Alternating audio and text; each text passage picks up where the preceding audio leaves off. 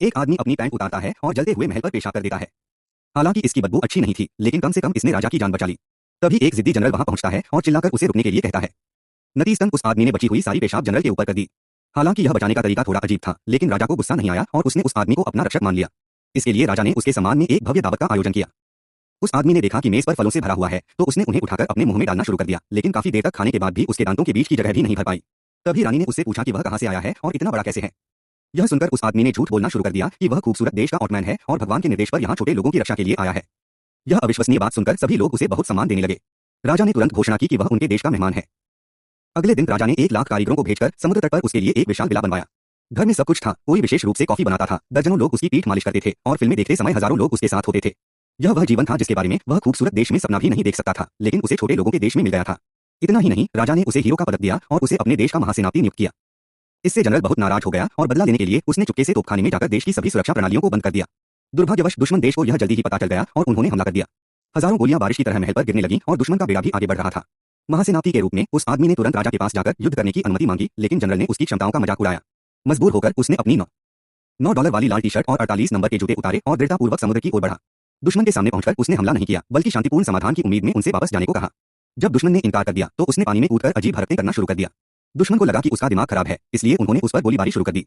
लेकिन गोलियां उसके शरीर पर लगकर सिर्फ निशान छोड़ गईं और उसे कोई चोट नहीं आई। फिर उसने अपना पेट बाहर निकाला और गोलियां वापस दुश्मन की ओर उछल गईं, जिससे वे घबरा गए और भागने लगे। यह देखकर उस आदमी को खुद पर गर्व हुआ। उसने समुद्र में हाथ डाले और सभी जहाजों की रस्सियों को पकड़ लिया, जिससे सैकड़ों जहाज नियंत्रण खो बैठे। इस लड़ाई के बाद वह आदमी एक सुपर हीरो बन गया। पूरे देश में उसके पोस्टर लगा दिए गए और लोग उसकी टी शर्ट बेचने लगे। यहाँ तक कि बाल कटवाने जैसे छोटे काम के लिए भी 3 हेयरड्रेसर एक साथ सेवा देते थे। यह देखकर जनरल और ईर्ष्यालु हो गया और अंततः वह दुश्मन देश के पास जाकर उस आदमी को हराने में मदद मांगने लगा।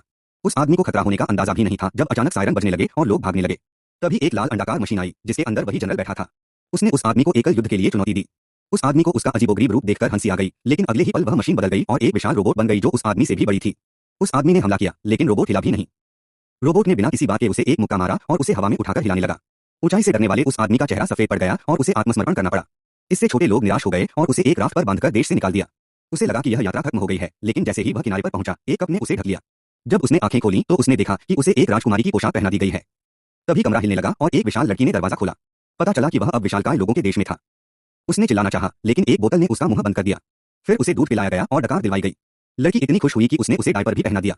वह आदमी सोच रहा था कि बाकी जिंदगी ऐसे ही बीतेगी, तभी उसके दोस्त कार्ल वहां आए और बताया कि उनके देश में एक महिला आई है जो उसकी प्रेमिका है और जनरल उसे मारने वाला है। यह सुनकर वह आदमी तुरंत उठा और पैराशूट चुराकर विशालकाय लोगों के बीच से भाग गया। वापस आकर उसने जनरल से फिर से लड़ने का फैसला किया।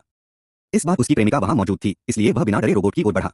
लेकिन जनरल ने रोबोट को अपग्रेड कर दिया था और उसने बिजली का झटका दिया, जिससे वह आदमी उल्टा गिर गया। उसने फिर से उठने की कोशिश की, लेकिन फिर बिजली का झटका लगा और वह हिल नहीं पाया। तभी कार्ल ने मौका देखकर रोबोट के अंदर घुसकर तार काट दिए। यह देखकर उस आदमी ने एक शक्तिशाली लात मारी और रोबोट को गिरा दिया।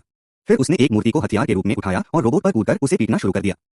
कुछ ही देर में रोबोट पूरी तरह से टूट गया और वह आदमी जीत गया। एक आदमी अपनी पैंट उतारता है और जलते हुए महल पर पेशाब कर देता है। हालांकि इसकी